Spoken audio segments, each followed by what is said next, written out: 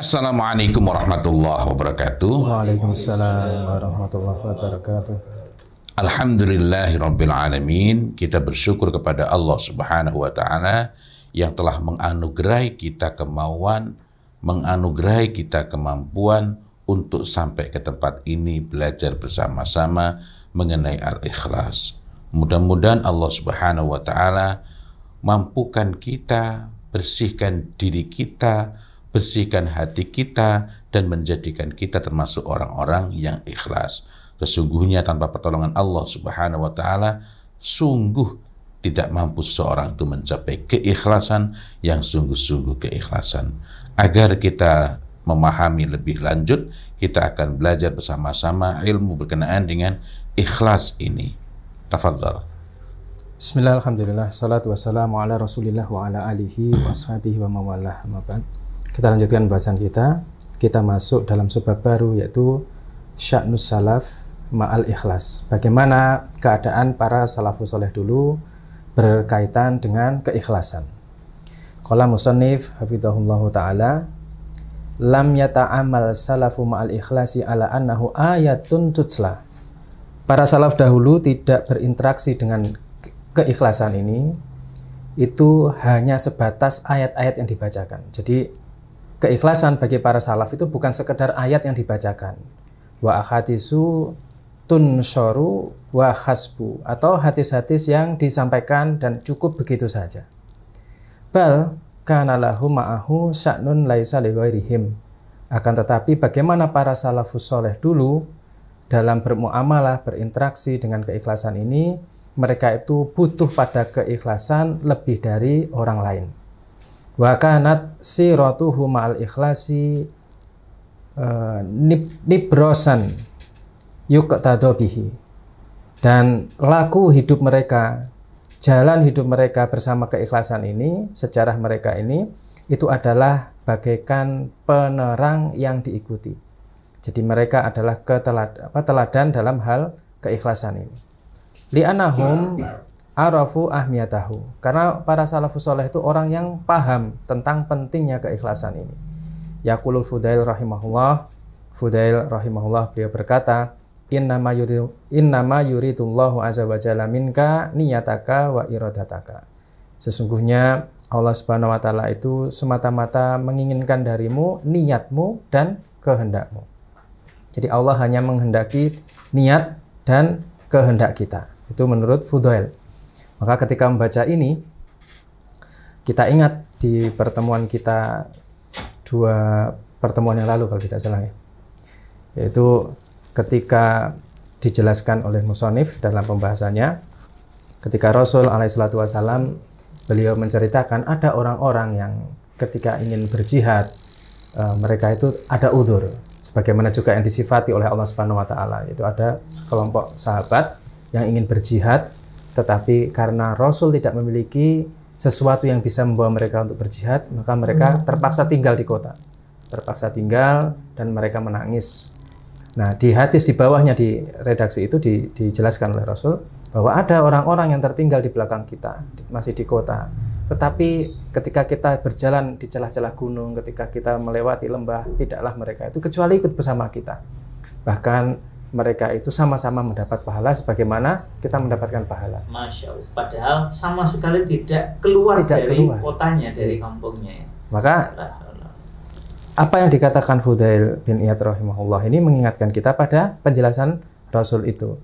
Karena itu ini juga termasuk hikmah ya, bagaimana para ulama itu menata tulisannya. Ketika beliau meletakkan ungkapan yang dinyatakan oleh Fudail ini di bab ini, di subbab ini langsung memberikan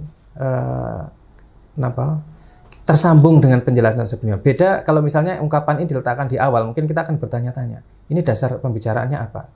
Tapi ketika ini diletakkan di sini, maka kita langsung tahu bahwa ini ada dasarnya. Jadi ketika beliau mengatakan Allah itu sebenarnya hanya ingin darimu niat dan kehendakmu yang jujur. Gitu. Karena begitu niat dan kehendak itu jujur, maka ketika seorang itu terhalang dari melakukan amal soleh itu, dia sudah mendapatkan balasan dari si Allah Subhanahu wa taala. Beda dengan orang yang bermuslihat. Jadi dia hanya jualan niat saja dalam tanda petik.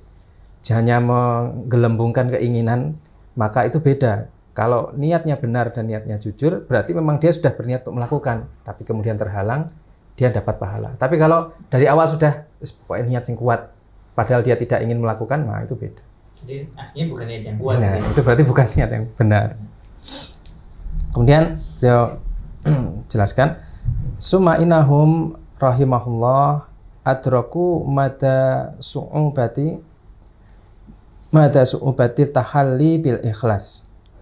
Bahwasanya mereka para salafus soleh, mereka itu orang-orang yang menyadari, mereka mengetahui kadar sulitnya bagaimana berhias dengan keikhlasan. Wa bayyanu linnasi dzalika. Kemudian mereka menjelaskan kepada manusia, pada kita semua, betapa sulitnya perkara ikhlas ini. Su'ila Sahal bin Abdullah Tustari ayu syai'in asaddu ala nafsi. Apa yang paling berat bagi jiwa itu? Jadi Sahal, beliau ditanya, apa yang paling berat bagi jiwa? Kata beliau, al-ikhlas, yaitu keikhlasan. Li'anahu laisa laha fihi nasibun, karena jiwa kita itu tidak memiliki bagian, tidak ada jatah untuk keikhlasan ini, kecuali memang orang-orang yang Allah kehendaki menjadi mukhlasin. Maka bagi orang-orang yang tidak tahu apakah dia itu mendapat karunia itu, maka dia harus mengupayakan. Karena itu kata beliau, li'annahu laisa laha fihi nasibun, tidak ada jatah di situ. Beda dengan fitrah. Kita membahas fitrah kemarin, kullu mauludin yuladu ala fitrah. Setiap anak itu pasti terlahir di atas fitrah. Artinya memang itu default yang berlaku bagi setiap orang. Adapun keikhlasan ini benar-benar murni karunia Allah, atau yang memang Allah kehendaki dia itu dimudahkan untuk mencapai derajat keikhlasan itu. Maka para salafus soleh mereka menyadari bahwa persoalan ikhlas ini persoalan yang sangat berat. Karena itu mereka menjelaskan kepada kita semua. Waqala Yusuf bin Asbat rahimahullah, takhlisun niyati min fasadiha asadu alal amilin min taulil ijtihad. Memurnikan niat dari hal-hal yang bisa merusak niat itu lebih berat daripada mengamalkan atau beramal dalam masa yang panjang, usaha yang sangat berat dan masanya panjang. Jadi memurnikan keikhlasan itu lebih berat. Memurnikan keikhlasan dari hal-hal yang merusaknya itu lebih berat daripada seorang itu berusaha untuk melakukan sebuah amal dengan sungguh-sungguh dalam waktu yang panjang, dalam waktu yang lama. Wa ilaika namadij min sya'ni salaf ma'al ikhlas la'allaka ta'tabiru bihim wa tatabba'ahum ala hadha sirat. Maka beliau kemudian memberikan beberapa contoh bagaimana para salaf itu berinteraksi berkenaan dengan keikhlasan ini. Mudah-mudahan kita bisa mengambil ibroh, mengambil pelajaran dari apa yang beliau paparkan. Kata beliau, yang pertama adalah adamu wasfin nafsi bil ikhlas. Para salaf dahulu mereka tidak mensifati dirinya dengan keikhlasan. Mereka tidak mengklaim, tidak mendaku bahwa dirinya itu telah ikhlas. Berarti kalau sekarang ada perkataan, jadi kalau kita mungkin udah dah pasti kita ikhlas banget. Gue ini udah ngerasain, setelah gue ngelakuin ini, iya ini saya cuma ngerasain. Ini gue ikhlas banget nih. Berarti itu menyelisih para orang-orang soleh tersebut. Iya, mengkhawatirkannya. Masya Allah. Ini lama alima salafu anal ikhlas min as'abi ma yuwajihuhu almar'u fi hayatihi wa annahu yahtaju ila jihadin haqiqiyyin min kibalil muslim ittahamu anfusahum. Jadi ketika begitu para salaf itu mengetahui betapa ikhlas itu termasuk hal yang paling sulit yang dihadapi oleh seorang dalam selama hidupnya, sesuatu yang paling sulit yang diupayakan seorang sepanjang hidupnya, bahwasanya orang itu butuh pada jihad yang hakiki untuk bisa mendapatkan keikhlasan itu, maka mereka kemudian ittahamu anfusahum. Mereka kemudian mencurigai dirinya, mereka mengkhawatirkan dirinya bahwa jangan-jangan kita itu belum mendapatkan keikhlasan itu. Karena mereka tahu betapa sulitnya untuk bisa menggapai keikhlasan ini. Jadi mereka cenderung tidak bermudah-mudah mengklaim bahwa dirinya telah ikhlas, tapi justru khawatir. Qala Hisam Ad-Dustawai rahimahullah. Kata beliau, wallahi ma astati'u an aqula inni dhahabtu yauman qad atlabal hadisa uridu bihi wajhallahi azza wajalla. Hisam, beliau berkata, demi Allah, saya tidak sanggup berkata sesungguhnya aku pergi pada suatu hari mencari hadis karena mengharap wajah Allah. Jadi mengatakan itu saja tidak sanggup. Siapa Hisam ini? Secara ringkas, beliau itu termasuk ahli qiraat dan ahli hadis. Kemudian dikatakan, hal ta'rifuna man huwa Hisam ad-dustawa illadhi yatahamma nafsahu fi talab. Tidakkah kalian itu tahu siapa Hisam ini yang beliau itu mengkhawatirkan dirinya berkaitan dengan menuntut ilmunya itu. Jadi beliau mencari hadis, beliau tidak mau, tidak mampu, tidak sanggup mengatakan bahwa saya mencari hadis, menuntut ilmu ini dalam rangka mencari wajah Allah. Padahal siapa beliau ini katanya? Yaqulu anhu Syu'bah bin Hajjaj rahimahullah. Ma'aqulu inna ahadan yatlubu al-hadisa yuridu bihi wajah Allah illa Hisam ad-Dustawai. Tidaklah aku katakan, tidak ada seorang pun yang menuntut mencari hadis dalam rangka mencari wajah Allah kecuali dia adalah Hisam. Jadi ini persaksiannya, testimoni dari Syu'bah. Aku tidak melihat seorang yang aku bisa mengatakan dia itu mencari hadis dalam rangka mencari mengharap wajah Allah kecuali dia adalah Hisam. Jadi saking ikhlasnya. Wa yaqulu anhu Syad bin Fayyad. Baka Hisam hatta fasadat ainuhu. Hisam itu menangis sampai matanya itu menjadi rusak. Wa kana Hisam yaqulu an nafsihi. Hisam pernah berkata untuk dirinya sendiri, mengingatkan dirinya sendiri, idza faqadat as-siraju dzakartu dzulmatal qabri. Ketika pelita itu padam atau lampu itu padam, maka aku jadi teringat betapa gelap kuburan itu. Teringat gelapnya kuburan itu. Wa kana yaqulu, beliau juga pernah berkata, ajibtu lil alim kaifa yadhaku. Saya sungguh heran kepada orang-orang alim itu. Bagaimana mereka bisa tertawa? Wa qala Sufyan. Nah, sebelum ini, jadi ungkapan-ungkapan testimoni ini ingin menunjukkan betapa Hisam itu adalah orang yang sangat ikhlas menurut pengamatan dan sepengetahuan orang-orang yang ada di sekitarnya.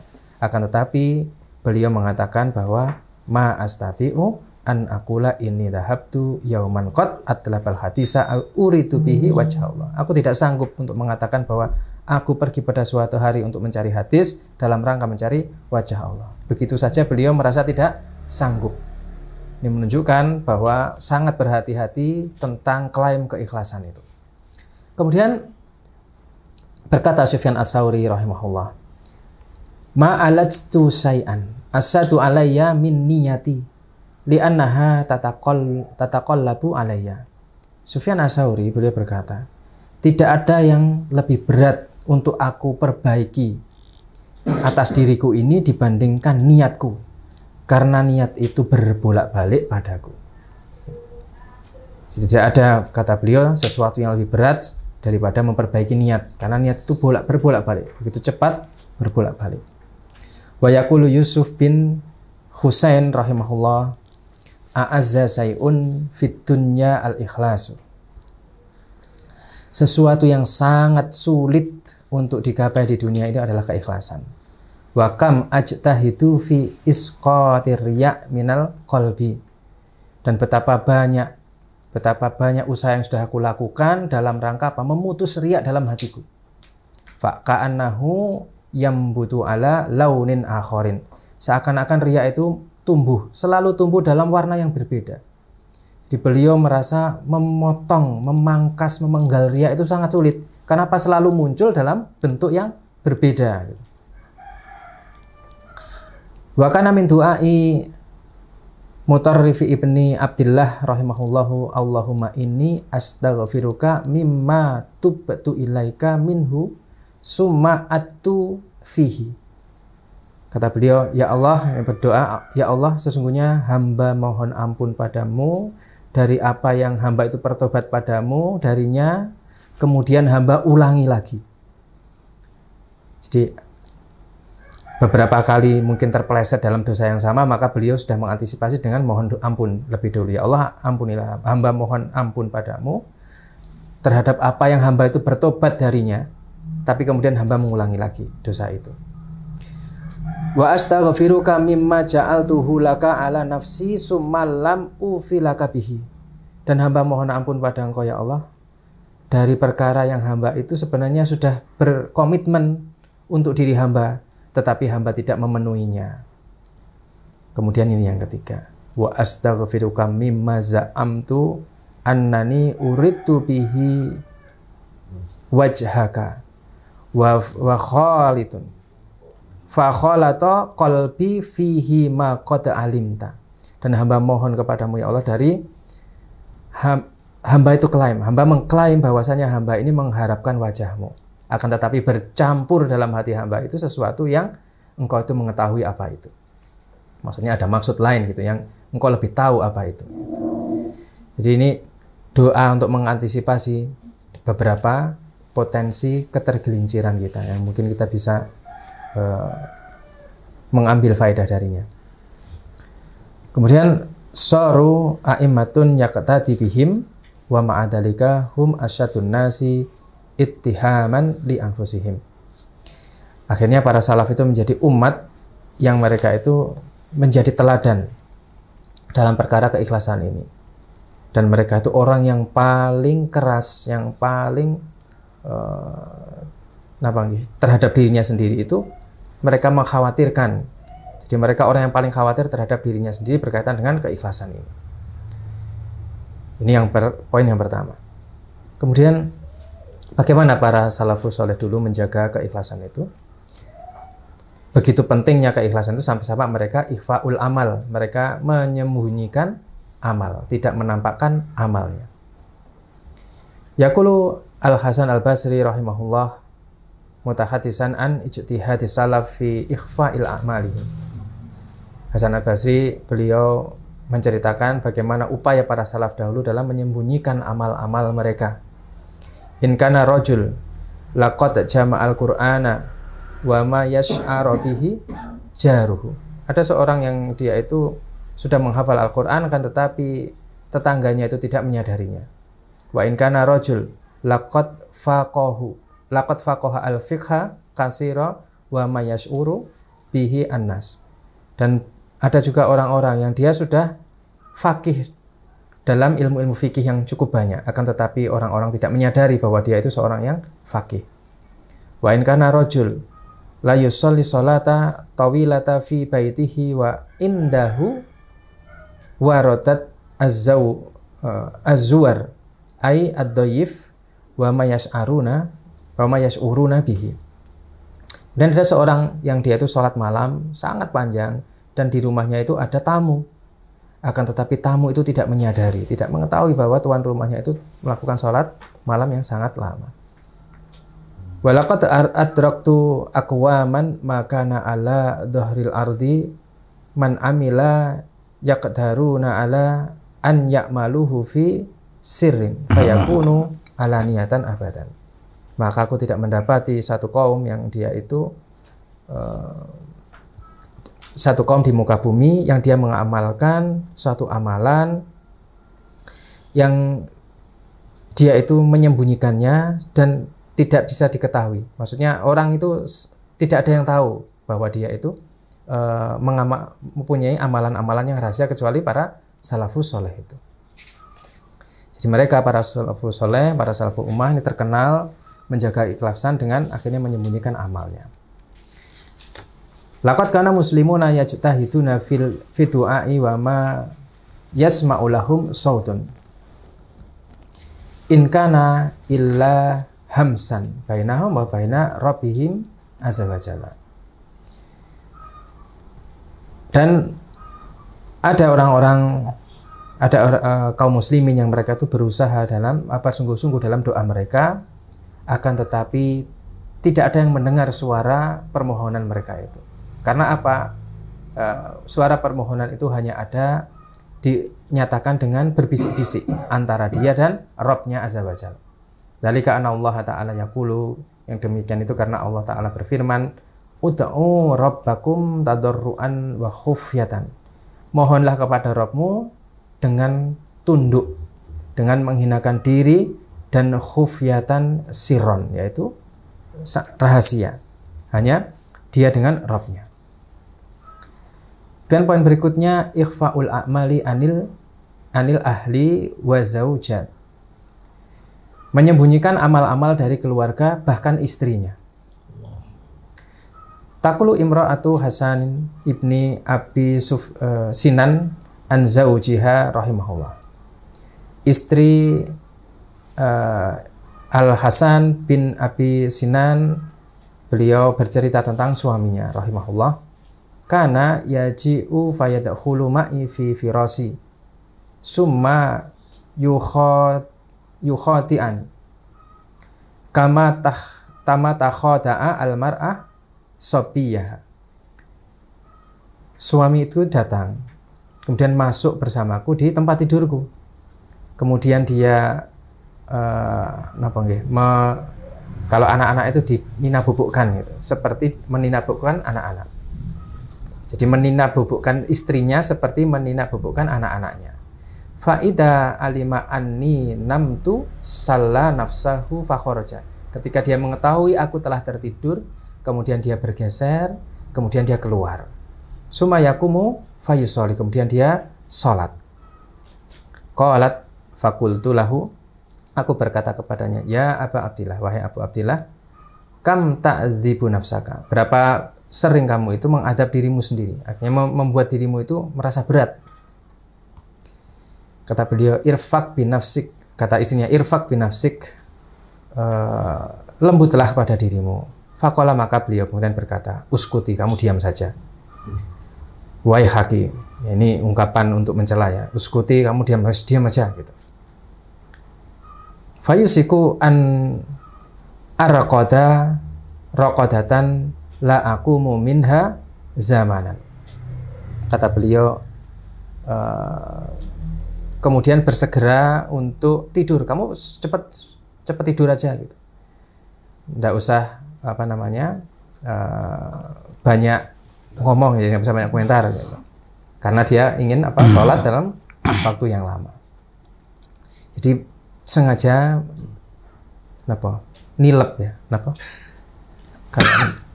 jadi kalau anaknya bapaknya mau pergi dulu apa sih kalau di Jawa itu mengalihkan perhatian lah, ngelimpeke, dikelimpeke untuk kemudian dia takut mencari lengahnya. Wa kata Soma Dawud ibnu Abi Hindi arba'ina sanatan la ya'lamu bihi ahluhu. Begitu juga ada Abu Hindi, Dawud Abu Hindi, beliau itu saum Dawud, jadi sehari saum sehari buka selama 40 tahun, tetapi keluarganya itu tidak tahu. Yahmilu mahu goda'ahu min indihim fayatasaddaqo bihi fil tariq. Jadi dia bersama keluarganya, dia makan, membawa bekal gitu ya. Tapi kemudian bekalnya itu disedekahkan di jalan. Wa yarji'u isyan fayafturu ma'ahum. Kemudian beliau pulang pada petang hari dan berbuka bersama mereka. Jadi berangkat membawa bekal. Ketika keluarganya sarapan, dia bawa bekal, dia pergi. Tapi di jalan bekal itu disedekahkan. Kemudian beliau pulang pada petang hari dan ikut berbuka puasa bersama mereka. Itu dilakukan selama 40 tahun. Masya Allah. Berarti tindakan yang sangat rapi, ya. Tetapi ada hal penting di sini ya, Masya Allah. Ini menyembunyikan amal, tetapi tentu saja para salafus saleh itu tidak meninggalkan kewajibannya untuk mendidik keluarga. Karena hal-hal semacam ini perlu difahamkan juga untuk muslimin zaman ini, bahwa menyembunyikan amal itu bukan berarti para salafus saleh itu melalaikan kewajibannya untuk mendidik keluarganya. Maksudnya mendidik masyarakat. Termasuk mendidik masyarakat. Artinya mereka itu memiliki amalan-amalan yang menjadi amalan utamanya, memiliki amalan-amalan yang menjadi keistimewaannya, tetapi amalan-amalan itu tidak diketahui kecuali hanya dirinya dengan Tuhannya, hanya dirinya dengan Allah Azza wa Jalla. Wallahu a'lam bishawab. Dan ini menarik sekali itu ya, untuk menjadi bahan renungan kita semua. Kita selesaikan satu poin lagi. Bahkan para salafus saleh itu menyembunyikan amalannya ketika mereka itu berjihad. Kebayang ya bagaimana? Ini jihad sesuatu yang kelihatan ya, ketika berperang, tapi ternyata mereka masih bisa menyembunyikan amal solehnya itu. Innal jihada minal mawatinil lati yutasawwaru fiha ar-riya'u wa adamu al-ikhlas. Jihad itu sesuatu yang terjadi di medan perang yang itu tergambarkan harus malah unjuk diri dan potensi terjatuh untuk tidak ikhlas. Falaisa kullu man hamala silahahu wa qatala ma'al muslimin yakunu mukhlison. Karena tidak semua orang yang dia itu menenteng-nenteng pedangnya dan berperang bersama kaum muslimin, mereka itu ikhlas. Waqad sabaka syai'un minal ahadits allati tu'akkidu ala ahmiyatin niyat wal ikhlasi fil jihad. Dan sudah berlalu pembahasan tentang hadis berkaitan tentang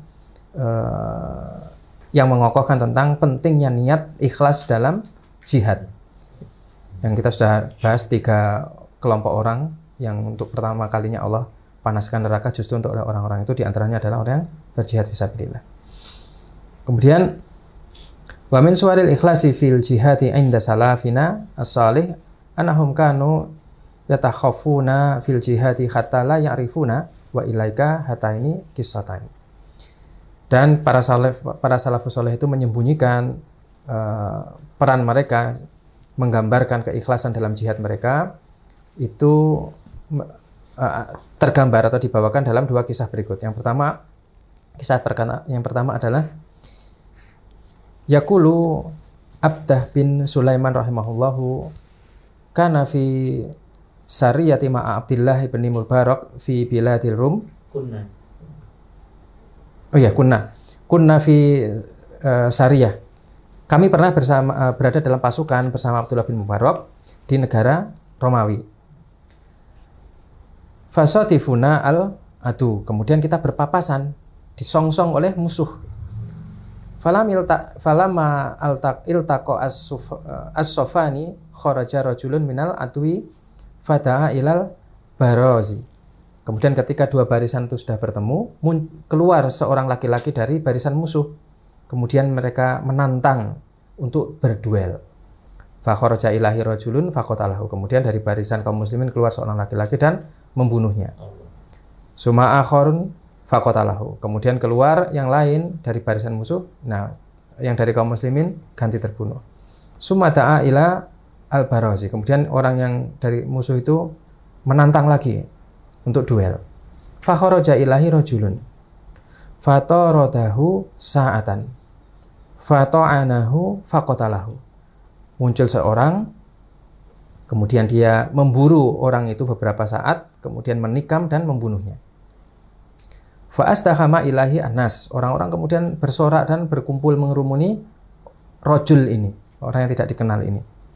Fakuntu fiman asdahama ilahi. Aku termasuk orang yang berkerumun ke orang rajul ini, karena lelaki yang tidak diketahui siapa orang ini. Faidah huwa yulassimu wajhahu bikumuhi. Karena dia menutupi wajahnya dengan lengan bajunya. Jadi mungkin diikat atau gimana ya, ditutupi wajahnya. Pakai masker gitu ya. Iya, mungkin seperti ninja lah, diubet-ubet ininya. Kalau perang memang sebagian orang Arab kan biasa ya. Ditutupi seperti itu. Ya. Nah, fa akhadtu bitarfi kumihi fa madatuhu fa idahuwa Abdullah bin Mubarak. Nah, maka orang ini Abdah bin Sulaiman ini menarik ikatan penutup wajah itu, dan akhirnya ketahuanlah bahwa orang itu adalah Abdullah bin Mubarak. Faqala, maka Abdullah bin Mubarak kemudian berkata, wa anta ya Aba Amr mimman yasnu'u alaina. Wahai Abu Amr, engkau itu orang yang berbuat buruk padaku, katanya gitu. Jadi beliau sudah merahasiakan identitas, berperang, ini menang, malah dia datang ditarik. Penasaran, ini siapa orang ini, ditarik. Ternyata Abdullah bin Mubarak. Padahal beliau itu orang yang terkenal sangat ahli ibadah, ahli zuhud, tapi begitu jihad juga ahli. Masya Allah. Dan enggak tadi jual berkali-kali ya. Ayat garang. Garang ya. Dan kisah yang kedua yaitu kisah sahibil nafak, kisah seorang penggali terowongan. Khasara jaisul muslimin yauman khisnan min khusunil ada. Tentara kaum muslimin suatu hari mengepung sebuah benteng dari benteng musuh. Wa istadda alaihim ramyul ada. Hujan panah dan lembing itu luar biasa. Jadi ketika mereka mengepung, mereka dihujani panah dan lembing dengan jumlah yang luar biasa. Faqama akhadul muslimin min tilqa'i nafsihi wa khafara nafaqan. Maka kemudian ada seorang dari barisan kaum muslimin, dia sukarela menggali terowongan.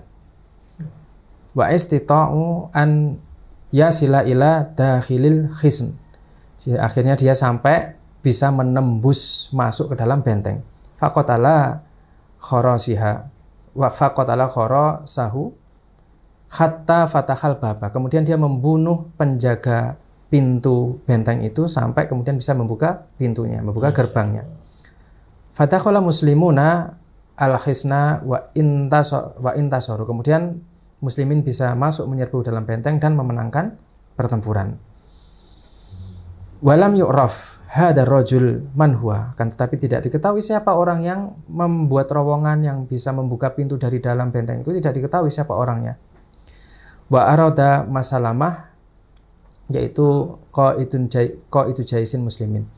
Masalamah itu ingin, dia itu pemimpin kaum muslimin yang perang itu, panglimanya. Beliau itu ingin untuk apa? Ya'rifa ar-rajul li mukafaatihi. Dia ingin mengetahui siapa rajul ini yang membuat terowongan ini, karena beliau ingin memberi balasan, Walama lam yajidhu sa'alahu billahi an ya'tihi. Maka ketika dia tidak mendapati siapa orang itu, kemudian dia mohon pada Allah agar didatangkan orang ini. Fa'atahu tariqun billailin. Maka pada suatu malam ada orang yang dia mendatangi Masalamah ini. Wa sa'alahu syarton. Kemudian dia meminta satu syarat. Wa huwa anahu idza akhbarahu man huwa fala yabkhas anhu ba'da dzalika abadan. Kalau sudah diberitahu siapa orang itu, maka jangan dibahas lagi selamanya. Enggak boleh dibicarakan selamanya. Fa'adahu fa'ahadahu fa'akhbarahu anahu huwa. Kemudian orang yang mendatangi malam-malam diam-diam itu mengabarkan kepada Masalamah bahwa dialah orangnya. Fakana Masalamah yaqulu Allahumma ahsaroni ma'a sahibil nafaq. Kemudian Masalamah berdoa, ya Allah, bangkitkanlah aku nanti bersama orang yang membuat terowongan ini. Dan sampai sekarang kita tidak tahu siapa orangnya. Jadi judulnya sahibun nafaq. Penggali terowongan. Allah. Termasuk juga akhirnya apa? Masalamah ini orang yang memegang amanah. Yeah. Tidak diberitakan siapa orangnya. Riwayat ini, iya. Riwayat ini ditulis tidak disebutkan siapa orang. Disebut saja sahibun nafaq. Iya. Penggali terowongan. Ya, nanti jadi nama anak. Begitu mungkin. Allah a'lam. Masya Allah, Masya Allah, Masya Allah. Mudah-mudahan apa yang kita pelajari ini Allah Ta'ala jadikan sebagai ilmu yang manfaat buat kita semua, ilmu yang manfaat buat keluarga kita, dan ini faedahnya dapat kita petik hingga keturunan kita, sahabat-sahabat kita seluruhnya dan keturunan mereka. Mudah-mudahan tidaklah Allah Ta'ala matikan kita kecuali dalam keadaan alal fitrah, di atas alal fitrah, yakni dalam keadaan sungguh-sungguh ikhlas, bertuhankan hanya kepada Allah, beribadah hanya kepada Allah, menyembah hanya kepada Allah, dan tunduk hanya kepada Allah. Wallahu a'lam bishawab. Walhamdulillahirabbil alamin. Wassalamualaikum warahmatullahi wabarakatuh. Waalaikumsalam warahmatullahi wabarakatuh.